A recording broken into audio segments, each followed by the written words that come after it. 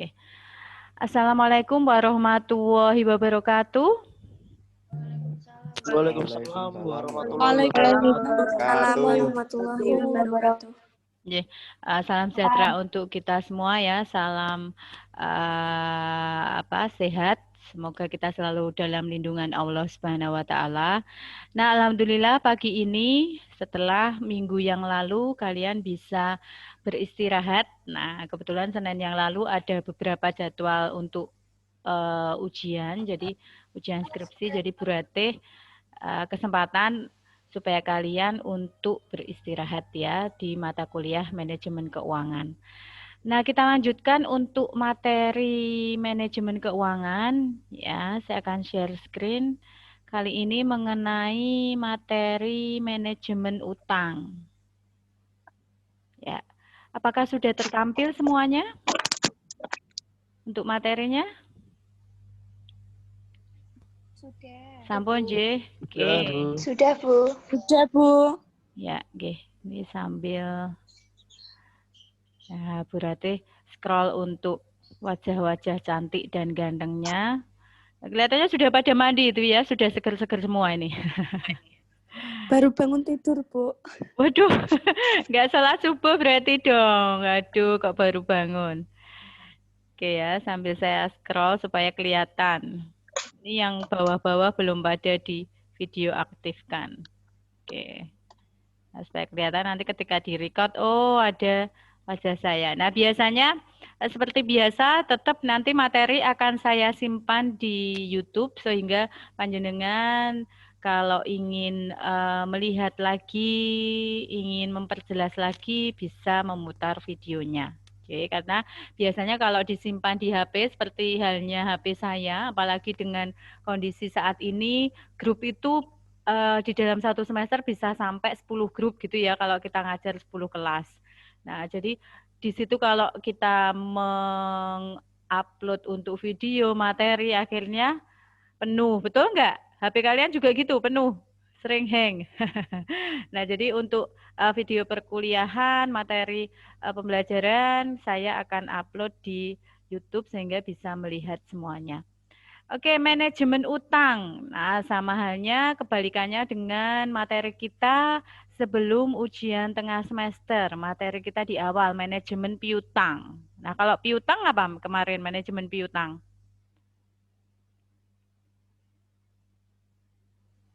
Piutang itu berarti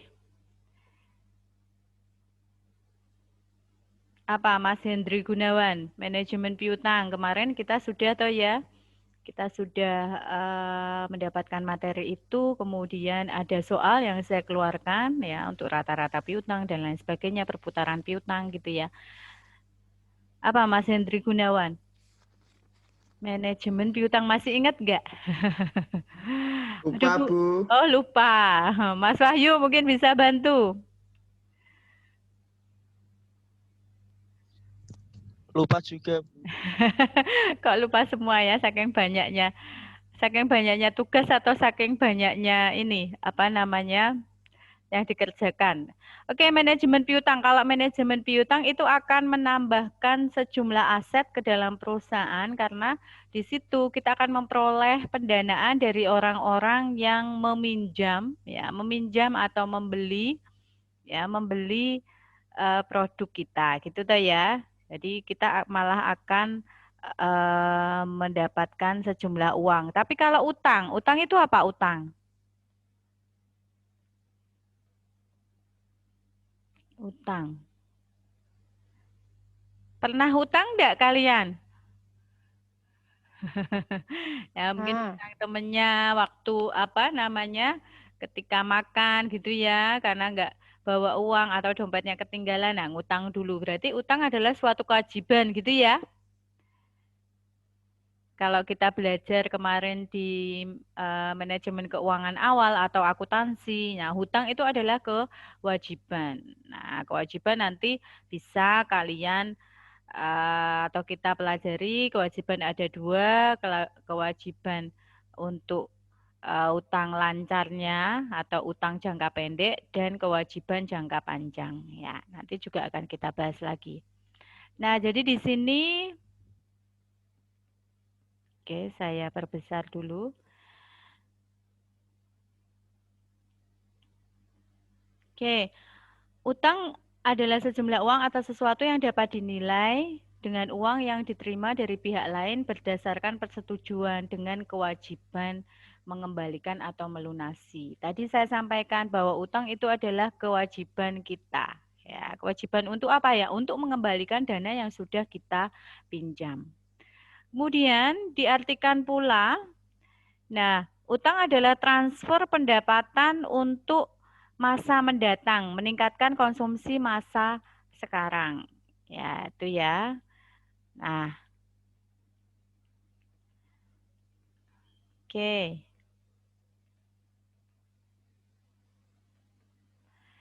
Nah, sindrom berutang. Nah, ini terkadang ya menurut beberapa penelitian berarti utang itu bisa nanti berdampak ke dalam kebiasaan ya. Makanya di sini harap berhati-hati ya. Jangan kemudian hutang menjadikan kebiasaan kita.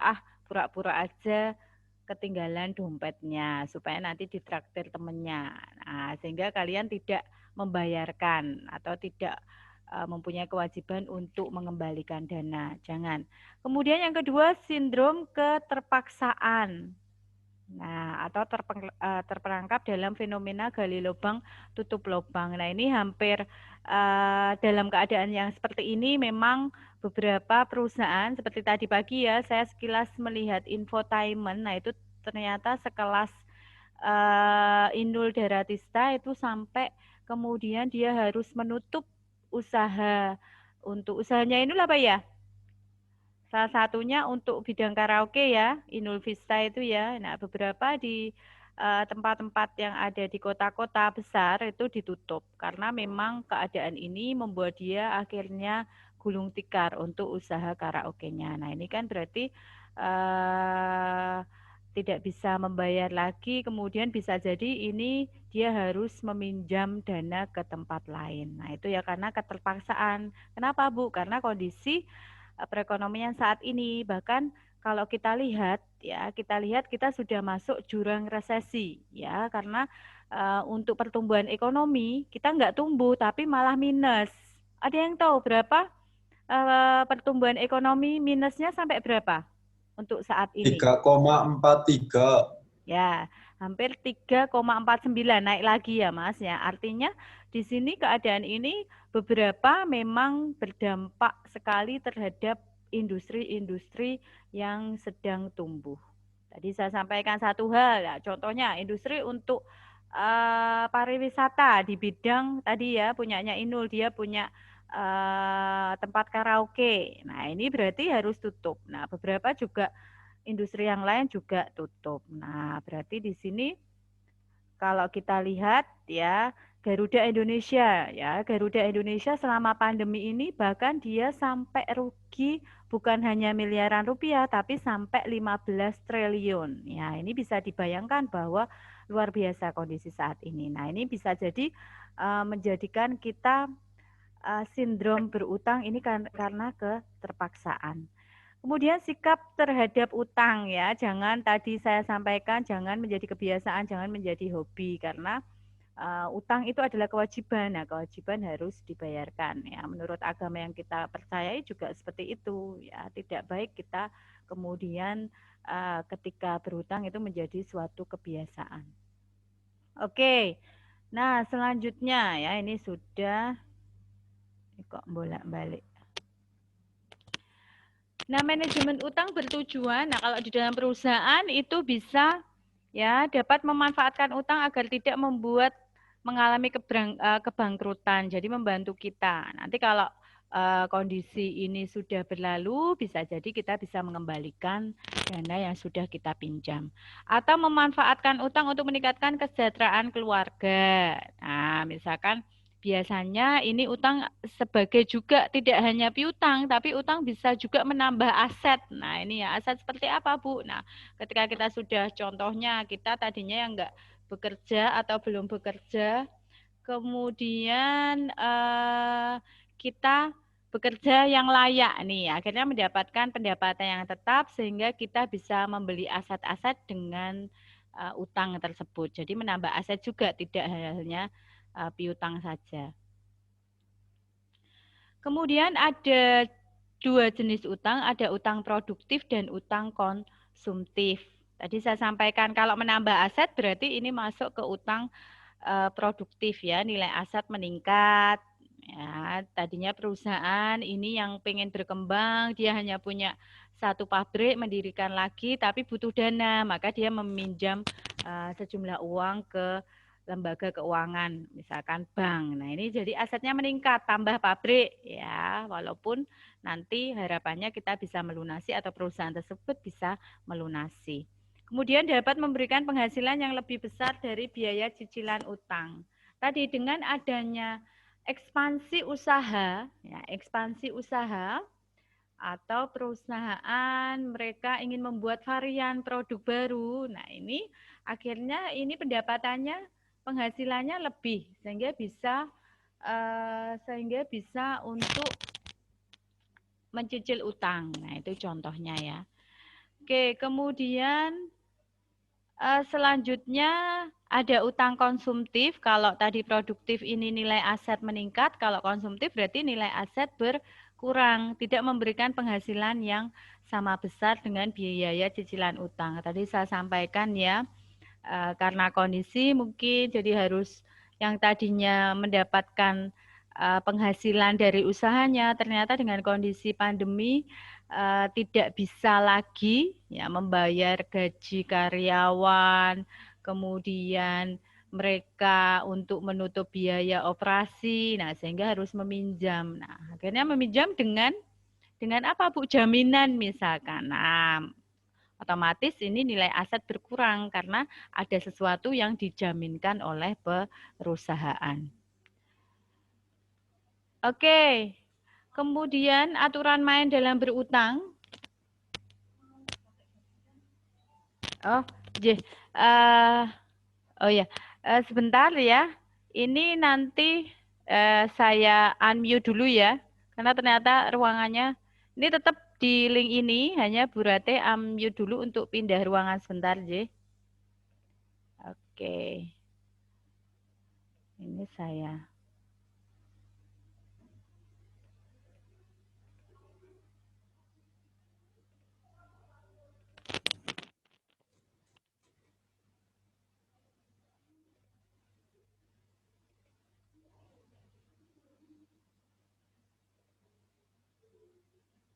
Sebentar.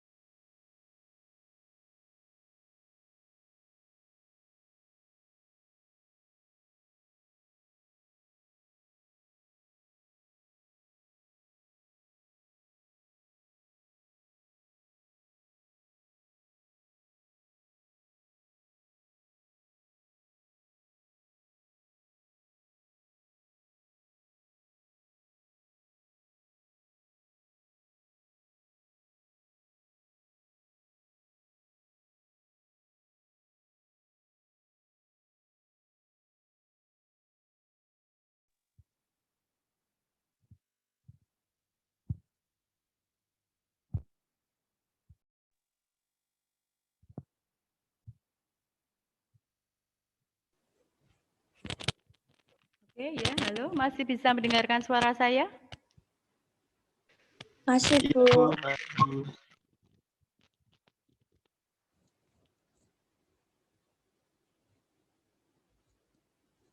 Ya, halo, masih bisa ya mendengarkan suara Bu Rate?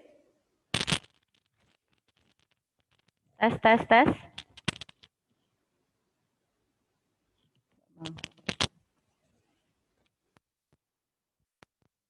Ya, bisa nggih? Bisa, Bu. Ya. Oke, saya share screen dulu. Mohon maaf tadi ternyata ruangannya mau dipakai sidang jam 9. Jadi berarti harus berpindah ruangan. Saya nggak tahu kalau ada sidang. Mungkin dosen lain deh. Oke, saya share lagi untuk screen-nya. Ya.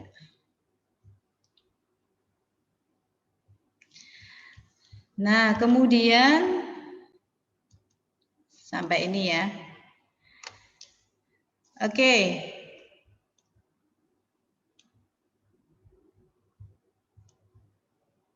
Sudah terlihat semuanya? Kelihatan untuk share screen saya? Kelihatan, Bu. Nah, di dalam aturan di dalam berutang ya, perhatikan rasio utang dengan penghasilan ya. Jangan sampai kemudian kita berhutang ya, tetapi itu di atas penghasilan kita. Penghasilannya 5 juta misalkan, tapi kita sampai berani mengambil 10 juta ya dengan bunganya. Nah, itu jangan. Kemudian perhatikan rasio total utang terhadap total aset. Tadi saya sampaikan ya. Ya, kita harus tahu asetnya berapa. Jangan sampai total utang kita melebihi aset. Aset yang kita punya misalkan rumah, mobil gitu ya, jangan sampai. Kemudian perhatikan rasio penghasilan bersih dengan pembayaran hutang. Nah, itu.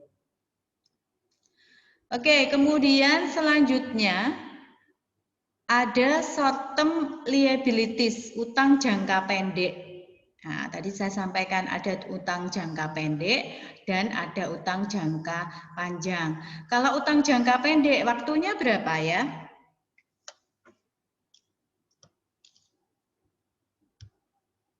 Ada yang masih ingat? Kemarin waktu kita belajar rasio keuangan. Waktunya berapa kalau utang jangka pendek? Kurang dari 5 tahun.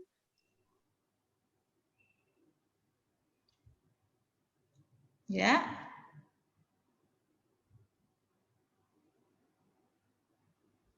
Halo? Ada yang bisa jawab? Bu, maaf, itu gambarnya blur. Kenapa? Halo?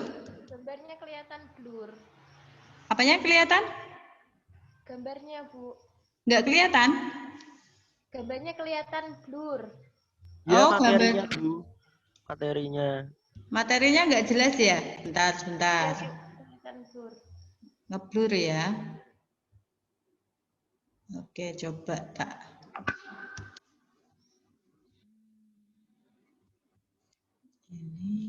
Ini tadi ya.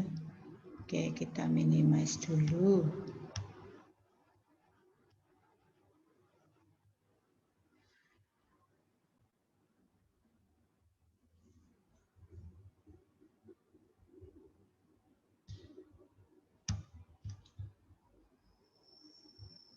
Ini masih ngeblur enggak?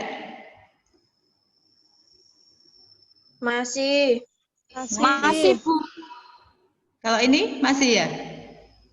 Masih. Oh, ngeblur ya. Kenapa ya ini ya?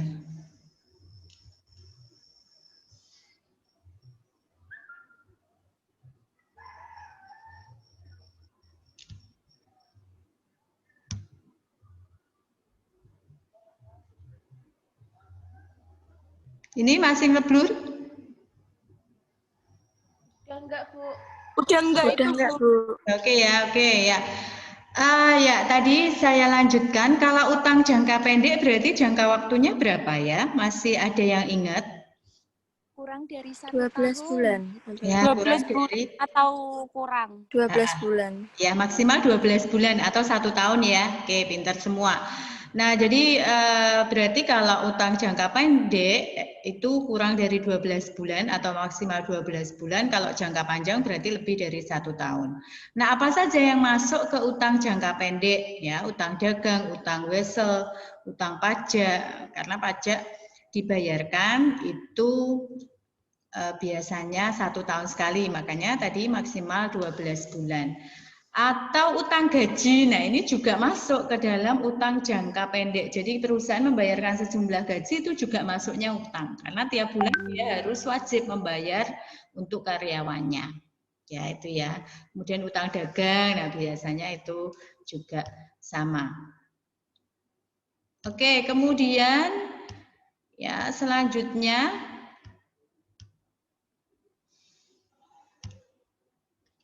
nah, persoalan atau tanggung jawab internal maupun eksternal perusahaan. Nah, ini ya di dalam short term liabilities ya, atau utang jangka pendek itu biasanya mereka membayar gaji karyawan, itu masuk utang karena tiap bulan, atau gaji lembur ketika permintaan banyak, permintaan perusahaan banyak, permintaan akan produknya, maka di sini perusahaan juga wajib untuk membayar gaji lemburnya, ya. Kemudian membayar uang makan perusahaan. Nah, kaitannya dengan uang makan perusahaan, ya memang beberapa perusahaan ada yang menyediakan untuk uang makannya, ada yang enggak. Nah, contohnya kalau yang menyediakan itu berarti pernah kunjungan ke sana, kebetulan di Campina es krim yang ada di Rungkut, Gresik, ya Jawa Timur sana. Di situ karyawan ketika makan siang itu mereka akan difasilitasi, ya ada aula besar, ya seperti kalau kita lihat nonton film itu ya, nonton film kemudian kita lihat untuk penjaranya orang-orang luar negeri tempatnya besar, kemudian ada kursi, ada meja, nah itu juga sama di sana seperti itu, hanya saja memang makanan yang disediakan itu organik semua di PT Campina itu, ya. Jadi mereka tidak memakan daging-dagingan, ya, atau ikan, ya, makhluk hidup enggak. Tapi mereka makannya untuk organik semua, serba organik, ya. Yang memang dari kebun mereka sendiri. Jadi di perusahaan itu atasnya dibuat untuk kebun organik, jadi mereka menanam sayur, kemudian ada juga ladang jamur ya, yang memang ditujukan untuk membantu masyarakat sekitar di PT Campina sana. Ya, ada perkebunan jamur, kemudian masyarakat yang mengelola, nanti tiap harinya mereka akan menyetor ke perusahaan. Jadi ada dapur umum yang menyediakan makan siang untuk karyawannya. Nah, gunanya untuk apa? Ketika saya tanyakan ke manajemennya, jadi mereka memang memberikan makan siang secara gratis tiap hari tanpa hewani, artinya tanpa ikan, daging dan lain sebagainya. Mereka lebih ke hidup sehat, supaya harapannya ketika karyawan bekerja di sana mereka mempola dirikan hidup sehat itu terbawa sampai ke rumah.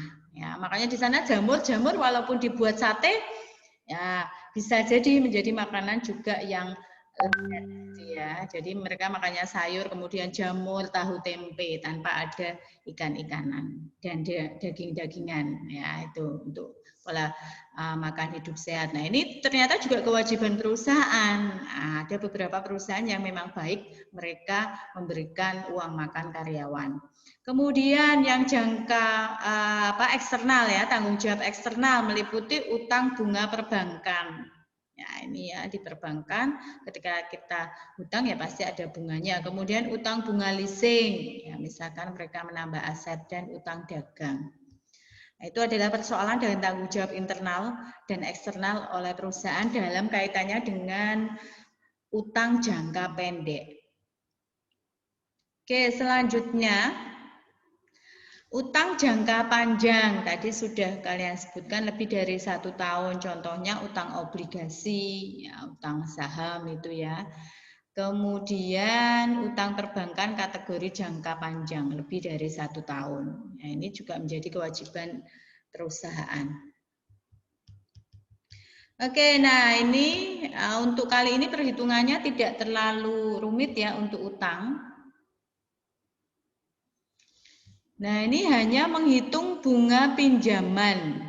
Ya, menghitung untuk bunga pinjaman atau annual apa namanya? Annual percentage rate ya. Ini untuk bunga pinjaman. Sebentar. Nah, ini persentase bunga tahunan. Oke. Effective annual rate atau EAR atau bunga efektif per tahun. Kemudian ada juga nanti menghitung annual percentage rate atau APR, presentasi bunga tahunan. Nah, contohnya sebuah perusahaan leasing Adira menawarkan kredit mobil dengan annual percentage rate atau presentasi bunga tahunan sebesar 18%. Maka berapa di sini bunga efektif per tahun? Ya, itu ya. Jadi ini penawarkannya 18%. Nah, kemudian nanti per tahunnya kira-kira nanti biasanya akan lebih tinggi. Nah, ini jawabannya berarti itu rumusnya menurut rumus adalah 1 ya plus APR per M. M itu adalah MAN. Ya, kalau 1 tahun berarti MAN-nya ya 12 bulan, nanti M-nya 12. Ya, pangkat M dikurangi 1, kemudian dimasukkan 1 plus APR-nya sudah ketemu di soal 0,18 dibagi 12, M itu MAN-nya ya. Kemudian pangkat 12 dikurangi 1. Ya, sehingga nanti ketemu 1,015 pangkat 12 dikurangi 1 ketemu 0,1956 atau 1956. Jadi artinya walaupun mereka menawarkan Adira menawarkan kredit presentase bunga tahunan 18%, tetapi nanti efektifnya ya konsumen itu akan kenanya tidak 18% tapi sebesar lebih tinggi hampir 20% atau 19,56 ya. Kemudian bagaimana kalau mencari APR-nya? Sekarang dibalik. Sebuah bank menginginkan efektif annual rate ya, efektif bunga tahunan 20%. Maka berapa APR-nya? Nah, ini jadi nanti pasti APR ya. Ya, jadi APR itu akan lebih kecil dari EAR-nya. Nah, tinggal aja dimasukkan rumus tadi ya. EAR-nya sudah ketemu 20%, jadi 0,20. Kemudian dimasukkan rumus semua ya. Sama dengan 1 plus APR dibagi 12, pangkat 12 minus 1. Nah, sehingga nanti EAR-nya 1,20 karena minus satunya pindah ke sisi kiri ya, maka menjadi plus. Sehingga APR-nya adalah ketemu 18,36%. Nah, ini sebenarnya ditawarkan ya, kalau ini kita balik yang ditawarkan oleh bank ini bunganya 18,36 tapi efektifnya nanti konsumen membayar sebanyak 20%. Nah, itu tentang menghitung bunga pinjaman ya melalui tingkat suku bunga utang, efektif annual rate dan annual percentage rate. Oke. Ada yang ditanyakan? Belum saya lanjutkan?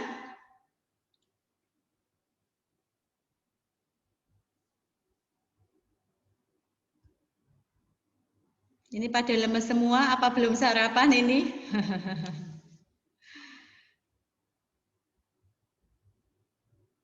Ya. Kita lanjutkan ya. Lanjut. Iya, Bu. Lanjut, Bu. Ya, oke. Ya, sampai saya men-scroll. Ya, oke, kita lanjutkan materinya.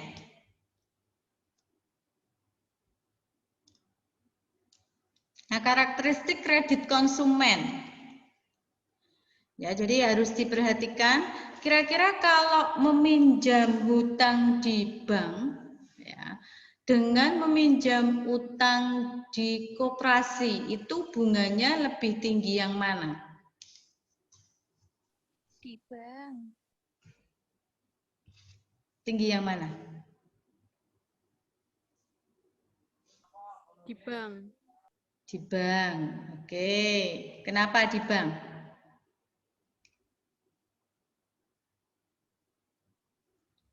Pernah pinjam uang di bank ya? Belum pernah, Bu. Belum pernah ya. Oke, betul ya. Lebih bunganya sebenarnya lebih tinggi di koperasi ya. Kalau di bank ini karena dia ada jaminannya. Kalau kalian lihat ya, untuk iklan contohnya di Bank BCA yang ada iklannya itu di MT Haryono ya, mau arah ke MT Haryono kalau di traffic light itu. Nah, bunga yang ditawarkan ketika misalkan dia menawarkan bunga untuk kredit mobil baru gitu ya. Kalau kita lihat 1 tahun itu pihak bank ya, pihak banknya itu hanya sekitar 2% ya, 2%. Nah, ini kan kecil. Kemudian 2 tahun ya agak naik ya, hampir 4%, kemudian 3 tahun hanya 5%. Artinya kenapa sih bunga di bank itu lebih kecil dari di koperasi? Karena kalau di bank itu mereka pasti meminta jaminan. Kalau kredit mobil misalkan ya jaminannya BPKB mobil yang akan dibeli, betul enggak? Tapi kalau di koperasi, ya, jadi kalau di koperasi itu biasanya misalkan kalian bekerja ya, PNS atau enggak, ya itu nanti di situ karena kita sudah mendapatkan SK, kita memang pegawai tetap di sana, ya kita enggak akan dimintai untuk jaminannya, makanya bunganya lebih tinggi. Ya, bunganya lebih tinggi, hampir 8-9%, bahkan ada yang sampai 10% itu ya. Kemudian bagaimana kalau dengan bunga kartu kredit? Nah, ada yang enggak yang mempunyai kartu kredit di sini? Belum punya ya. Karena biasanya kartu kredit ini mengharuskan syaratnya untuk konsumennya atau nasabahnya sudah bekerja. Nah, kartu kredit ini lebih tinggi lagi. Kenapa lebih tinggi lagi? Ya, karena mereka juga enggak perlu jaminan. Makanya kartu kredit kalau kita lihat ngeri banget. Ngeri bangetnya gimana, Bu? Dia akan memberlakukan bunganya per hari. Ya, kalau telat kena denda itu misalkan 1 bulan, setiap bulannya tanggal 20 ini akan ditagih. Tapi kalau dia lambat dari tanggal 20 terlambat, maka dihitung bunganya per hari. Nah, ini kan lebih ngeri lagi ya. Atau leasing. Nah, ini leasing juga lebih tinggi. Nah, beda loh ya leasing dengan bank. Ya, walaupun sama-sama lembaga keuangan gitu ya, tapi beda ya leasing dengan bank. Mungkin ada yang bertanya, Bu, tapi kan leasing ada misalkan ada BCA Finance gitu ya, kemudian ada Mandiri Mitra Sejahtera gitu ya. Walaupun itu sama ya, tetapi manajemennya beda sekali. Sebenarnya kalau contohnya seperti bank komersial ya dengan bank syariah misalkan. Ya, misalkan bank BNI biasa dengan BNI Syariah itu walaupun sama-sama BNI-nya tetapi tetap mereka manajemennya beda. Ya bisa misalkan kalian mau ngambil uang ya tabungannya BNI konvensional atau BNI biasa tapi ngambilnya di BNI Syariah itu nggak bisa ya dengan buku tabungannya pun nggak bisa karena memang manajemennya beda. Tapi kalau ATM-nya bisa dipakai, tapi kalau kalian ngambil lewat buku tabungan dia nggak mau karena memang benar-benar beda manajemennya. Nah itu ya artinya tadi leasing dengan bank walaupun sama BCA atau Mandiri gitu ya, nah itu sudah beda. Nah lebih tinggi leasing biasanya untuk bunganya. Ya, oke. Kemudian ya kemarin kita sudah belajar mengenai materi untuk tingkat suku bunga atau nilai waktu dari uang ya. Nilai waktu dari uang itu kan ada bunga majemuk dan bunga apa? Bunga tunggal dan bunga majemuk. Ada yang masih ingat enggak? Bunga tunggal dan bunga majemuk. Atau bunga tetap, kalau di sini bunga tetap dan bunga berubah. Masih ingat nggak? Kalau bunga tetap atau bunga tunggal itu berarti ketika konsumen atau nasabah pinjem uang ya, atau mereka beli secara kredit, itu berarti bunganya sama tiap satuan waktu. Ya, tadi misalkan bunganya ini per tahun 3% ya, berarti 3% terus ya, tidak naik. Tapi kalau bunga majemuk itu berarti dari pokoknya plus bunganya itu berarti mereka naik turun ya, bunga mengambang. Ya, itu ya, ngambang itu kan bisa naik bisa turun. Oke. Kemudian nih ya, kredit dengan menggunakan jaminan dan tidak menggunakan jaminan. Ya, kalau berjamin biasanya dijamin oleh aset tertentu yang berharga. Kemudian mempunyai tingkat bunga lebih rendah. Ya, tadi saya sampaikan kalau di bank dengan adanya jaminan, misalkan kita ingin memperluas usaha, ya berarti ada jaminannya di situ, sertifikat atau BPKB, bunganya ini biasanya lebih rendah.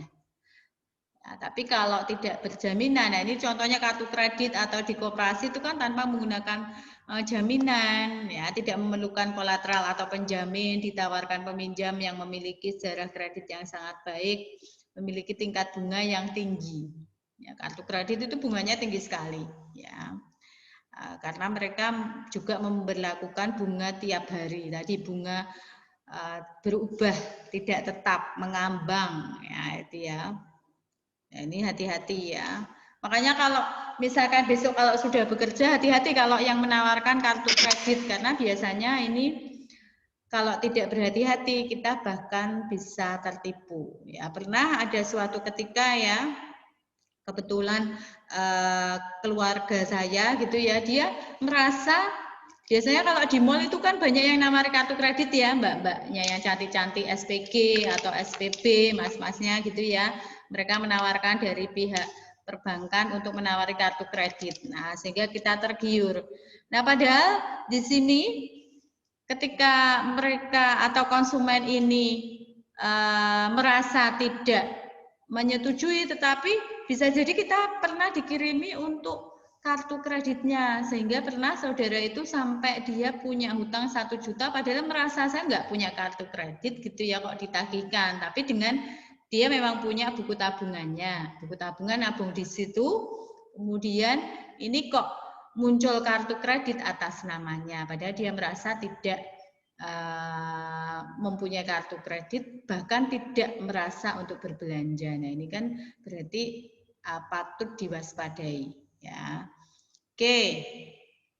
Nah biasanya jangan banyak-banyak kalau kartu kredit ya, jangan sampai kartu kredit itu dibuat untuk tadi gali lubang tutup lubang tadi ya, untuk yang kebiasaan tadi jangan sampai ya, ini karena nanti akan membuat kita repot sendiri. Oke ya.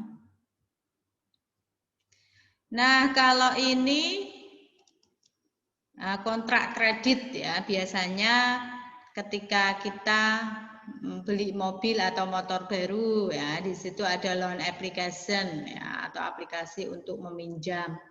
Ya, syarat-syaratnya, kemudian asuransi, biasanya kalau mobil untuk kita beli secara kredit itu pasti dia mintanya asuransi ya, menawarkan asuransi karena pihak perusahaan sudah bekerja sama dengan insurannya. Oke. Ya, kemudian jenis kredit konsumen spesial, misalkan kredit kepemilikan rumah, kendaraan bermotor dan lain sebagainya. Nah, tetapi dewasa ini banyak juga untuk ini ya, bukan kredit, tapi di sini misalkan jual rumah ya, pengembang jual rumah tapi dengan sistem syariah. Nah, mereka tidak pakai bank sama sekali ya, akadnya ya dilakukan antara pengembang dengan nasabahnya. Kemudian nanti membayarnya ya lewat nasabahnya. Nah, kira-kira kalau seperti itu, kasus seperti itu aman nggak? Kredit kepemilikan rumah syariah. Karena menghindari riba ya, sekarang kan banyak yang seperti itu ya, kredit kepemilikan rumah syariah. Kira-kira kalau seperti itu aman nggak? Aman buat siapa atau berbahaya untuk siapa? Ada yang bisa memberikan tanggapan? Jadi nanti nggak bayar ke bank, yang kreditnya ke bank ya nggak, kita bayarnya langsung ke pengembangnya yang punya perumahan atau rumah tersebut. Kira-kira kalau seperti itu gimana? Kalau ada kasus seperti itu.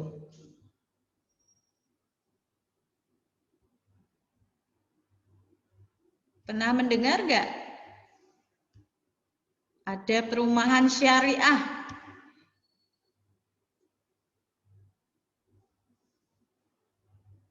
Ini Mas Nurkolis geleng-geleng.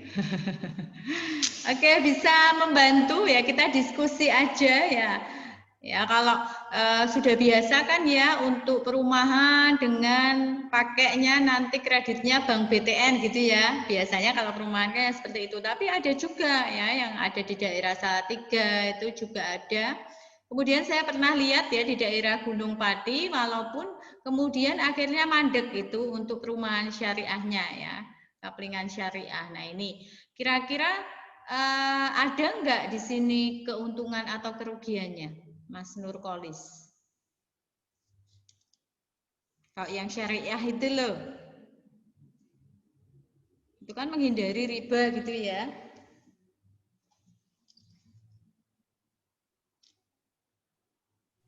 Ada yang bisa memberikan tanggapannya atau pendapat?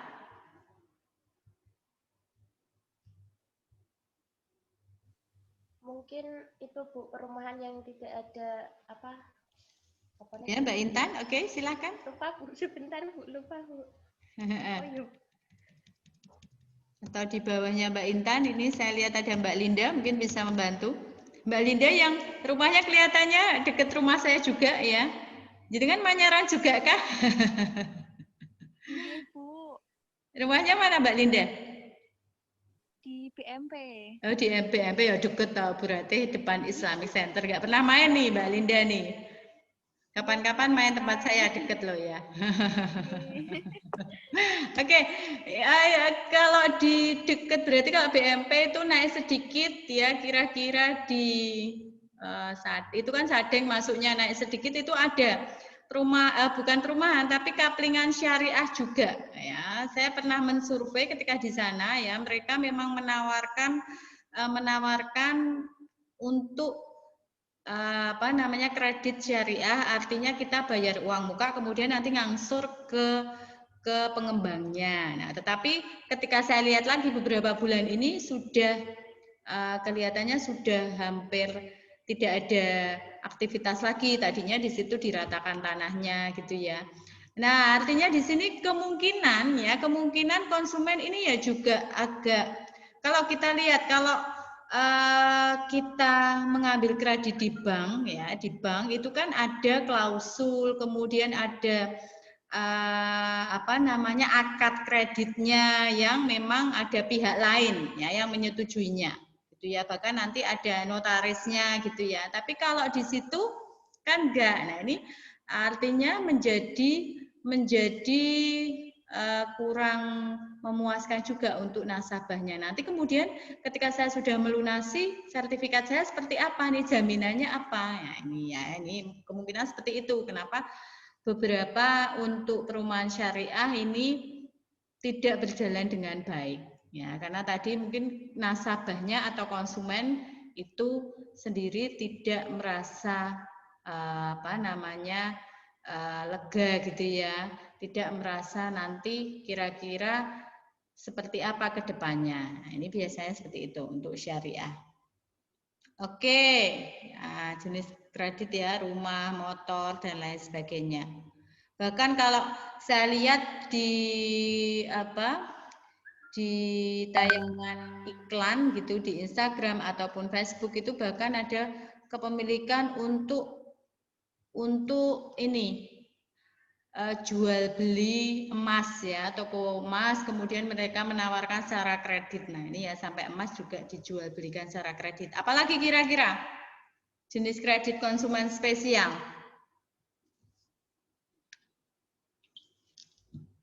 Tadi ya selain rumah, motor, ternyata ada juga emas-emasan itu dikreditkan. Kemudian apa lagi?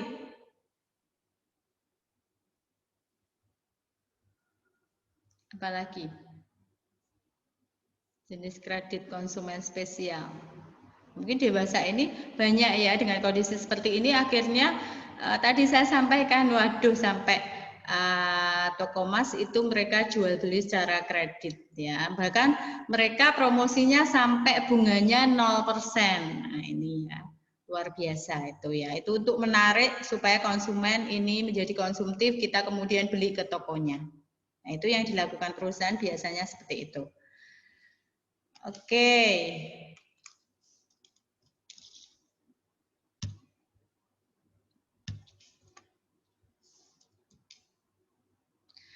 Nah, yang pertama, kredit kepemilikan rumah ya. Pada dasarnya mortgage atau hipotek. Ya, di sini biasanya kan gabungan antara jual tanah dulu, kemudian nanti di sini akan dibangunkan gitu ya, dikembangkan. Menggunakan kepemilikan rumah untuk menjamin pinjaman. Biasanya memungkinkan kita untuk pinjam sampai 80% dari nilai jual rumah ya. Kalau kita lihat relatif untuk kepemilikan rumah itu biasanya kita harus membayar di awal sebesar 30%, nanti yang 70% bisa angsur. Nah, ini ya. Bahkan dulu ada juga kredit konsumen itu sampai dana talangan haji. Ya, itu kan juga kredit ya. Nah, isu tersebut sebenarnya kalau sekitar tahun 2010-an, isu dana talangan haji itu banyak dari beberapa perusahaan, beberapa perbankan, itu mereka menawarkan untuk talangan haji. Nah, itu akhirnya yang menyebabkan kemudian untuk naik hajinya ini sangat lama. Yang tadinya sekitar tahun 2000 itu kita kalau mau naik haji atau misalkan kalau panjenengan ada orang tua atau saudara ya yang naik haji tahun 2000-an itu mereka paling hanya menunggu kuota sampai 7 sampai 1 tahun. Nah, tapi kalau kita lihat dampak adanya dana talangan haji atau kredit haji itu yang menyebabkan waktu tunggu lama ya. Jadi kalau misalkan mendaftar sekarang berarti waktu tunggunya sampai 20 tahun. Makanya di sini kemudian ada kebijakan atau ada aturan baru ketika mendaftarkan haji sekarang nggak boleh umurnya lebih dari 50 tahun. Karena kalau suruh nunggu sampai 20 tahun itu kan berarti sudah sangat sepuh. Ya, nah ini ya sebenarnya menyebabkan ya kredit itu ya. Kredit itu kadang bisa juga menjadikan beberapa masalah semakin rumit tadi yang saya sampaikan ya. Kenapa waktu tunggu lama? Karena dulu memang ada sekitar tahun 2007 2000 sampai 2013-an itu gara-gara ada kredit untuk naik haji ya, menggunakan dana talangan haji. Jadi dengan tabungan 500.000 kalian sudah mendapatkan kuota untuk nomor kursinya. Nah, ini yang akhirnya menyebabkan keruwetan sampai sekarang. Ya, oke. Nah, ini masuk ke kredit kepemilikan rumah ya. Itu ya. Ya, biasanya memungkinkan kita pinjam sampai 70 sampai 80% untuk nilai jual rumah ya, untuk dikreditkan. Misalkan harganya 300 juta, berarti kita hanya cukup DP-nya sekitar 70 juta, kemudian yang 210 juta itu bisa kita kreditkan. Nah, ini ya. Oke. Kemudian keuntungan pembayaran bunga bisa menjadi pengurang pajak. Kemudian bunga lebih rendah dibandingkan kredit konsumen yang lain. Ya. Kerugiannya penyitaan terhadap rumah jika gagal bayar dan mengorbankan fleksibilitas keuangan masa mendatang. Nah, harap hati-hati ketika konsumen itu kemudian dia pernah menjadi nasabah kredit, itu karena nanti data kita itu bisa terlihat di bank yang lain. Ya, misalkan oper kredit kita di bank A, misalkan di bank BNI, kemudian karena gagal bayar beberapa bulan, kita memindahkan oper kredit. Nah, tentunya itu merusak juga reputasi kita. Sehingga ke depannya, misalkan kita mau minjam uang lagi, itu akan ada nilai atau nokta merah di rekening kita. Karena, oh ini pernah gagal bayar. Nah, ini harap hati-hati kalau meminjam di bank ya, karena data nasabah ketika kredit itu bisa dibuka di bank manapun sehingga terlihat ini konsumennya ini suka telat bayar enggak, itu kelihatan sekali. Tapi kalau misalkan konsumen itu bagus, tepat waktu, biasanya ini akan ditawarkan terus ya untuk meminjam karena dirasa nasabah tersebut ini cukup loyal, kemudian baik terhadap pembayaran kredit ya, melunasi kewajibannya. Oke, bisakah bank menerima aplikasi KPR? Bisa ya, sekarang banyak juga bank, tidak hanya BTN sebenarnya ya. Kalau BTN memang pasti menawarkan untuk kredit perumahan, tapi bank-bank yang lain yang saya tahu juga sekarang mulai dia promosi untuk bisa menerima untuk aplikasi KPR. Nah, ini persyaratannya ya, saya kira nggak perlu saya jelaskan ya, yang penting dia pasti kalau diminta sudah bekerja gitu ya. Kemudian pinjaman bayar harian ya, misalkan kartu kredit ini biasanya bunganya tinggi. Nah, karena kalau telat ya bayarnya harian. Oke. Nah, saya kira itu, ini nanti soalnya akan saya share untuk absensinya dulu nggih. Saya akan stop sharing dulu. Oke. Nah, ini saya masukkan ke kolom chat.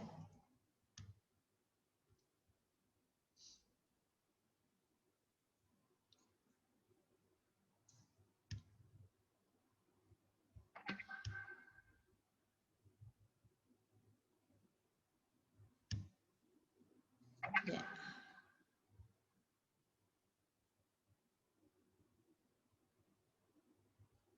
Oke.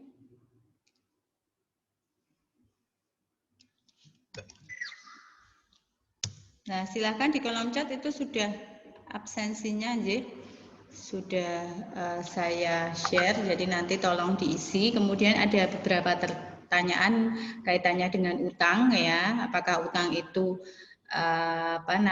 punya dampak positif, kemudian dampak negatifnya apa? Tadi yang sudah saya jelaskan. Jadi beberapa contoh ya, ada di bank, kemudian ada kartu kredit dan juga ada finance. Nah, itu bisa juga menjadi referensi panjenengan semua. Oke, saya kira perkuliahan untuk hari ini saya cukupkan sekian ya untuk materi manajemen utang. Nah, untuk materi penilaian investasi kemarin sudah ya? Penilaian investasi. Yang terakhir itu. Kelihatannya sudah nggih. Nah, jadi nanti minggu depan kita bisa belajar mengenai obligasi dan saham. Ya, itu ya. Jadi minggu depan itu, kemudian mungkin panjenengan ini kelompok studi pasar modal Fakultas Ekonomi dan Bisnis mengadakan untuk sekolah pasar modal. Mungkin yang nanti berminat bisa mendaftarkan ya, saya kasih linknya. Ya, kebetulan nanti kita akan diberikan materi oleh Ketua BEI Jawa Tengah ya, Pak Fani, kemudian Ketua IDX ya, kemudian dan juga dari brand manager sekuritasnya. Ya, mungkin yang ada berminat, monggo. Nanti saya bagi linknya dan juga untuk contoh flyernya di grup WA. Oke, ada pertanyaan sebelum saya akhiri mengenai materi manajemen utang?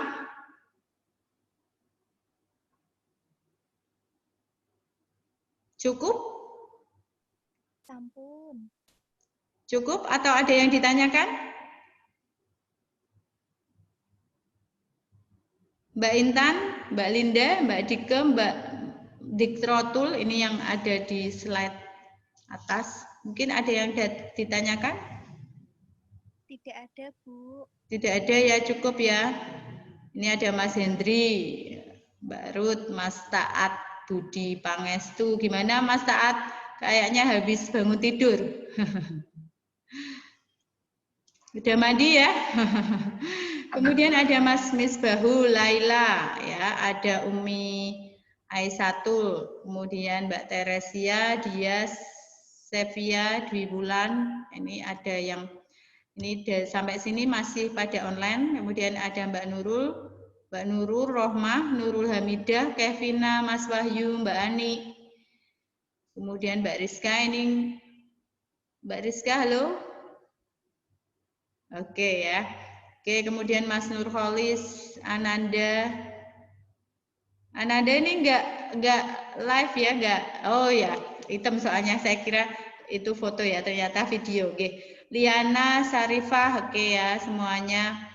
Dibuka dulu videonya. Mbak Sinta Putri ya. Oke, Mbak Kula Faul, kemudian Mbak Apriliani. Diken Ayu, lagi pergi ya Mbak? Lagi di jalan ini. Iya. Hati-hati kalau nyetir ya. Kemudian ada Mbak Misealea, kemudian Mas Satrio Panyadar. Udah mandi belum Mas Satrio? Udah. Oke, kemudian Mbak Serly, oke on video. Ini Mas Faiz nggak on video ini? Ayu Putri ada, Mas Faiz, where are you? Tidurkah? Kemudian Sri Dewi. Ini juga enggak on, Yuwanita enggak on, Intan enggak on, Sabrina juga enggak ya. Oke, kayaknya sudah saya absen semua yang ada di sini. Yang terakhir-terakhir ini enggak pada on nih ya. Malu mungkin belum mandi. Oke, saya kira materinya nanti sebentar lagi akan saya share di YouTube. Saya bagi linknya untuk misalkan ingin merecord lagi materi untuk manajemen utang ya. Billahi taufik wal hidayah. Assalamualaikum warahmatullahi wabarakatuh. Kita jumpa lagi minggu depan tentunya. Insya Allah semuanya dalam keadaan sehat semua, tetap jaga kesehatan, kemudian kalau keluar pakai masker dan jaga jarak. Oke, terima kasih, selamat pagi. Wassalamualaikum warahmatullahi wabarakatuh. Waalaikumsalam warahmatullahi wabarakatuh.